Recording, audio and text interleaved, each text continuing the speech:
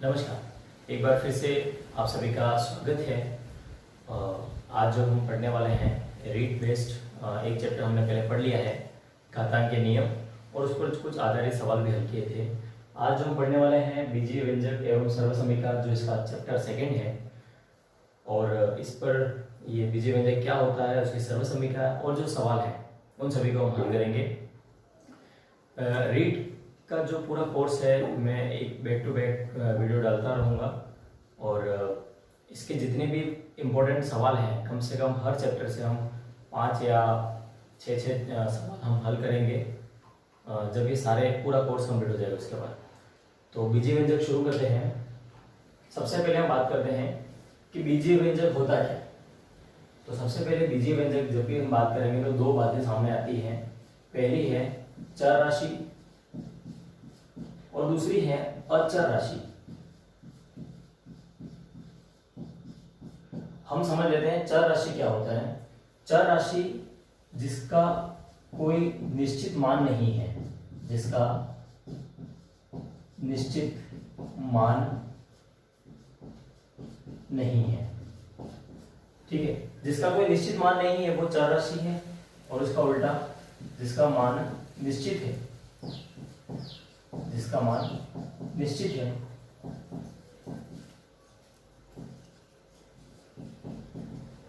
वो कहलाएगा अचर राशि। चर राशि का उदाहरण देखें, जैसे हमने देखा होगा सवालों में कहीं x लिखा होता है, y लिखा होता है, z लिखा होता है, a b c p q, ये सभी है। तो मान निश्चित नहीं है का मतलब है कि x की जगह कोई भी मान रख सकते हैं, हम 10 भी रख सकते हैं, 7 भी रख सकते हैं, 115 भी रख सकते हैं, इस तरह से x y z a b c p q की जगह। लेकिन जो अचर राशि है, अचर राशि निश्चित है, मतलब कि जैसे कोई x लिखा हुआ है या हो गया जैसे 5, तो 5 है तो उसका मान तो 5 ही है, कोई बदल नहीं सकता उसको। 175, इस तरह से जो भी बहुत सारी संख्या है, जितनी भी संख्या है वो सभी क्या कहलाएगी, अचर राशि। ठीक है, तो ये हमने जान लिया कि चर क्या होता है, अचर क्या होता है।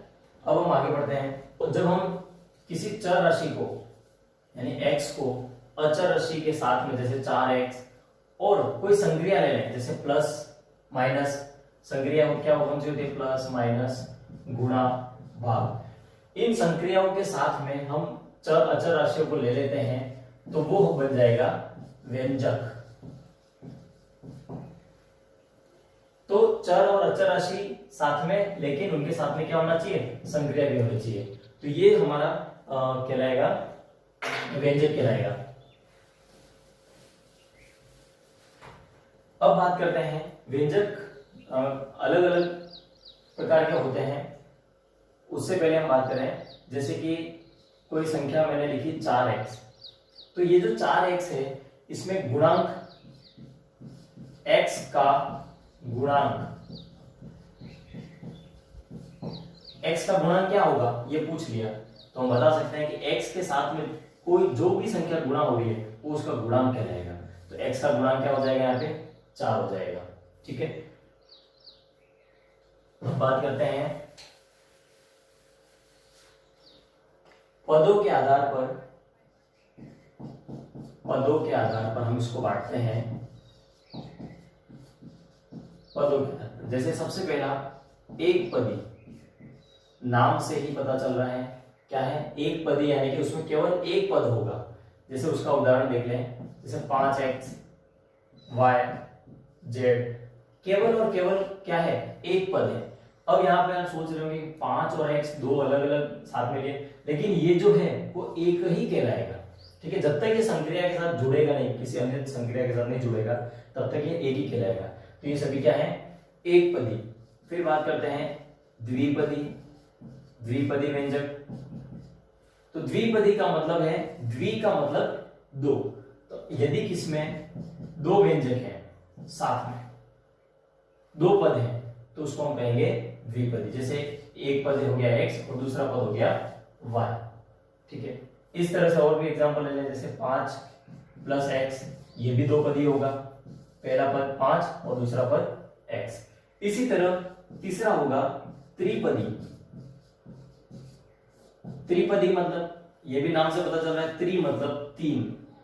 तो यदि जैसे कोई संख्या है 4 प्लस 2x प्लस वाई, तो इसको हम क्या कहेंगे, ये त्रिपदी हो जाएगा। ठीक है, तो इस तरह से हमने देख लिया पहला एक पद जिसमें केवल एक ही पद हो वो एक पदी, जिसमें दो पद हो उसको द्विपदी, और जिसमें तीन पद हो उसको त्रिपदी व्यंजक कहते हैं। हाँ, इसमें एक हो जाएगा समान व असमान पद। समान व असमान पद क्या होता है, जैसे कोई 5x है और यहां पर एक और लिखा है 3x और यहां पर लिखा है y, तो अब मैं कहूंगा कि कौन से दो पद हैं जो समान हैं।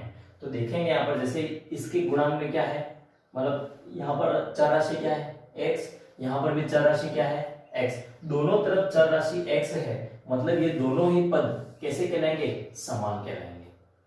ठीक है, लेकिन 3x और y में हम देखें तो ये दोनों में कोई समानता नहीं है। हमें समानता देखने के लिए हमें चर को ही देखना पड़ेगा। ठीक है, अब हम इस पर आधारित कुछ बीजीय व्यंजकों का योग, घटाव और गुणन और भाग करते हैं। सबसे पहले हम लेते हैं योग को। जब भी हम व्यंजकों का योग करें तो हम क्या करेंगे, जैसे यहाँ पर लिखा है 8xy, 4xy और 2xy, इनका योग हो रहा है। यहाँ पर देखेंगे कि इसमें जो चर राशि वो कितनी है xy, इधर भी कितनी है xy, इधर भी कितनी है xy, तो xy xy xy तीनों में आ रहा है, तो हम क्या करें xy को कॉमन निकाल दे बाहर। जैसे ही xy को बाहर निकाला तो क्या बच गया, यहाँ पर 8 बच गया, प्लस यहाँ से xy को निकाला तो यहाँ पे क्या बच गया 4, प्लस यहाँ से xy को निकाला क्या बच गया यहाँ पे 2। इन सभी को जोड़ देते हैं, 8 और 4 12 और 2 14, तो ये आ जाएगा 14xy। इस तरह से हम इसका योग करते हैं। अब घटाव करते हैं। घटाव में भी सेम कंडीशन है, यहाँ पर चर राशि क्या है ab, इधर भी चर राशि क्या है ab, दोनों में ab कॉमन है, तो उस ab को हम बाहर निकाल दें, तो उसका गुणांक क्या बच गया यहाँ पे 11, माइनस इधर क्या बच गया 5, तो 11 में से जब 5 को घटाएंगे तो उत्तर आ जाएगा 6ab, तो आंसर आ गया अपना 6ab। तो इस तरह से योग और अपन घटाव कर लेते हैं। अब अपन देख लेते हैं कि योग और घटाव दोनों साथ में हो। तो जैसा अपन ने देखा योग और घटाव कर लिया, अब इन दोनों को साथ में कैसे करना। देखो जब सवाल लिखा हो कि 3a माइनस बी प्लस 4 में से a माइनस बी को घटाइए, अब यहाँ पर ध्यान देना है शब्द पर, क्या लिखा है इसने घटाइए, तो हम क्या लिखते हैं 3a माइनस बी प्लस 4, घटाइए लिखा है तो अपन क्या करें, यहाँ बीच में जो निशान लिखेंगे वो माइनस का लिखेंगे, और ये जो पीछे की इसमें से a माइनस बी को घटाना है। तो इसका क्या महत्व है अभी आप देखोगे, 3a माइनस बी प्लस 4, इस माइनस का जो निशान है वो दोनों संख्याओं से, अंदर जो भी दोनों संख्या है उनके निशान से गुणा होगा। तो इसके आगे तो कोई भी निशान नहीं है, जिसके आगे कोई निशान नहीं होता है उसको हम उसके आगे कौन सा निशान मानते हैं, प्लस का निशान। तो प्लस का जब माइनस के साथ गुणा हुआ तो ये आ गया वापस माइनस a, फिर इस माइनस का इस माइनस के साथ जब गुणा होगा तो दोनों माइनस आपस में गुणा होकर क्या बन जाएंगे प्लस, और ये क्या आ गया b। अब इसको हल करते हैं। देखो अब यहाँ पर हम समान पद ढूंढेंगे, जैसे समान पद यहाँ पर a है, इधर भी a है, तो 3a और इस वाले a को साथ में लिख देते हैं, उसके निशान सहित माइनस a, यहाँ पर माइनस का b है, इधर प्लस का b है, दोनों ही समान पद हैं, गुणांक भी समान है, तो b में से b घट जाएगा, क्या बचेगा प्लस का 4, 3a में से एक a गया तो यहाँ पर बच गया 2a प्लस 4। इसको आगे और हल करना चाहें तो यहाँ पर 2 है, इधर भी 2 है, 2 का गुणांक है, 2 को बाहर निकाल देते हैं तो यहाँ पर आंसर आ जाएगा a प्लस 2। तो ये हमने घटाव और योग साथ में कर लिया। अब अपन गुणन करते हैं। तो व्यंजकों का जो गुणन है उसको कैसे करते हैं, तब जब भी अपन गुणन करें तब हमें क्या करना है कि यहाँ पर जो पहला पद है, इस पहले पद का दूसरी जो संख्या है उसमें पहले पद से गुणा करना है, फिर जो बीच में जो निशान है उसको रखना है, और फिर दूसरे वाले पद से भी गुणा करना है। सेम यही ये दूसरी वाले जो पहली संख्या में जो दूसरा पद है उससे भी हम दूसरी संख्या के पहले पद से और दूसरे दोनों से गुणा करेंगे। देखो कैसे, यहाँ पर 4x और उसका जो गुणा है उसका किससे करेंगे 3y प्लस 1 से, बीच में कौन सा निशान है प्लस का और 2, और इसका गुणा 3y प्लस 1 से, तो 3y और संख्या का गुणा होता है और चर का चर से। तो 4 का 3 से गुणा हुआ 4 के 12, x का y से गुणा हुआ तो xy, प्लस 4 का 1 से गुणा हुआ तो 4, यहाँ पर कोई चर नहीं है तो ये चर लग जाएगी 4x, प्लस 2 का गुणा 3 से हुआ तो 3 दूनी 6, और यहाँ पर y 2 का जब 1 से गुणा किया तो 2। अब इसको आगे और भी हल कर सकते हैं। ये इसको हम आगे हल नहीं कर सकते, क्यों नहीं कर सकते? देखो यहाँ पर जो संख्या है वो उसमें x y के पदों में, x y वाला पद कोई भी नहीं है एक साथ। यहाँ पर x वाला पद है, सिर्फ x वाला पद कोई भी नहीं है यहाँ पर, और यहाँ पर जो y वाला पद है वो केवल यहाँ एक बार है। तो इस तरह से हम अपन क्या करते हैं, ये अपना गुणन हो गया। बीजीय व्यंजक पर आधारित हमने कुछ सवाल लिए हैं। सबसे पहले जो सवाल हमने लिया है कि निम्न में से 5x square x y square z के समान व्यंजक है। तो हमें ये देखना है कि 5x y स्क्वायर z के समान कौन सा व्यंजक है। तो सबसे पहले हम देखें, गुणांक देख लें, तो गुणांक 5 तो कोई है ही, लेकिन हमें यह ध्यान रखना है कि समान है कि नहीं है। वो चेक करने के लिए हमें चर राशियों को चेक करना है कि चर है कि नहीं समान। तो यहाँ पर देखा, सबसे पहली चर कितनी है, x है। तो यहाँ पर देखते हैं x सिर्फ जिसकी घात 1 है वो कितने हैं, यहाँ पर भी है, यहाँ पर भी है, यहाँ पर भी है, लेकिन यहाँ पर नहीं है, यानी पहला तो नहीं हो सकता है। दूसरा आगे देखते हैं हम, x की घात 1 है लेकिन y की घात 2 वाला पद है कितने। तो यहाँ पर देखें, ये तो पहले से ही नहीं है, ये भी नहीं होगा, ये भी नहीं होगा, और ये तीसरे पद में है। लेकिन हम चेक कर लेते हैं आगे भी, आगे कितना आ रहा है, z आ रहा है, और यहाँ पर भी कितना आ रहा है, z आ रहा है। तो 5x y स्क्वायर z के समान जो व्यंजक है वो अपना चौथा उत्तर हो जाएगा 7x y स्क्वायर z। अब हम दूसरा सवाल लेते हैं, a square b plus b a plus b square में यदि a बराबर 1 रखें और b बराबर 2 रखें तो मान क्या होगा। तो हम जहां पर a लिखा है वहां पर 1 लिख देते हैं, तो 1 का स्क्वायर प्लस b की जगह हमने 2 लिख दिया, कोष्टक a की जगह फिर से 1 लिखा और b की जगह 2 और उसका स्क्वायर।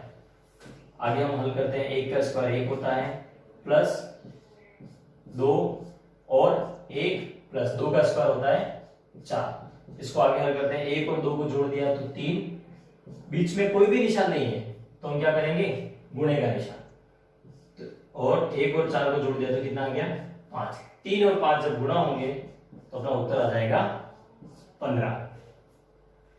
अब हम तीसरा सवाल हल करते हैं, एक गांव की जनसंख्या 4x plus 3y plus 2z थी।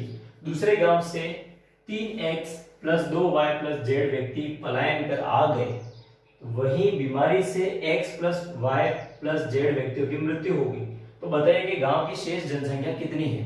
तो सबसे पहले हम देखें कि गांव की जनसंख्या कुल कितनी थी, 4x plus 3y plus 2z थी। अब उसमें दूसरे गांव से कुछ लोग आ गए, तो वो कितने थे, 3x plus 2y plus z। तो कुल कितनी जनसंख्या होगी, एक बार हम इसको जोड़ देते हैं। तो 2z और 1z जुड़ के कितना बन गया, 3z प्लस 2y और 3y दोनों जुड़ के कितना बन गया, 5y, 3x और 4x जुड़ के कितना बन गया, 7x। अब जो जनसंख्या है पलायन करने के बाद जो जनसंख्या है वो बढ़ के हो गई 7x plus 5y plus 3z। अब इसमें क्या हो रहा है कि कुछ बीमारी से x plus y plus z लोगों की मृत्यु हो गई। तो इसमें से हम क्या करें, x plus y plus z लोगों को घटा देना है, यानी मर गए, मृत्यु हो गई, यानी उनको कम कर देना है, घटा देते हैं। घटा देने का मतलब है सभी का निशान बदल के माइनस कर देते हैं। तो 3z थे उसमें से 1z चला गया तो यहाँ पर आ गया 2z, 5y में से 1y चला गया तो कितना आ गया, 4y, 7x में से 1x घट गया तो कितना आ गया, 6x। बीच में निशान प्लस, इधर भी प्लस। तो अपन यहाँ पर ऑप्शन में जब ढूंढते हैं तो अपना उत्तर आएगा 6x plus 4y plus 2z। तो दूसरा उत्तर जो है 6x plus 4y plus 2z, अपना दूसरा उत्तर सही होगा। तो इस प्रकार हम बीजीय व्यंजकों के जो सवाल हैं उनको हल कर सकते हैं। यहाँ पर मैं एक सवाल और लेना चाहूंगा। तो हम जैसे कोई संख्या अपने को दे रखी है 4x plus y plus 2x। मैं ये पूछना चाहूंगा इसमें कि यहाँ पर कुल कितने पद हैं। तो हम जल्दी से सवाल हल करने की कोशिश में क्या करते हैं, गिनते हैं 1 2 3 और हम कह देते हैं कि ये त्रिपद है। लेकिन ये त्रिपद नहीं है। हमको यहाँ पर देखना है कि 4x जो है वो उसका जो चर है x, सेम ऐसा ही चर इधर भी है x। तो दोनों जो राशि है वो तो समान होगी, तो ये आपस में जुड़ जाएगी। 4x plus 2x plus y, 4 और 2 को जोड़ दिया तो ये बन गया 6x प्लस y। तो अब ये कुल कितने पद हो गए, तो ये 2 पद हो गए, तो इसको हम कहेंगे द्विपद। तो इस तरह से एक सवाल इस तरह का भी आ सकता है जिसमें हम कंफ्यूज हो सकते हैं। ठीक है।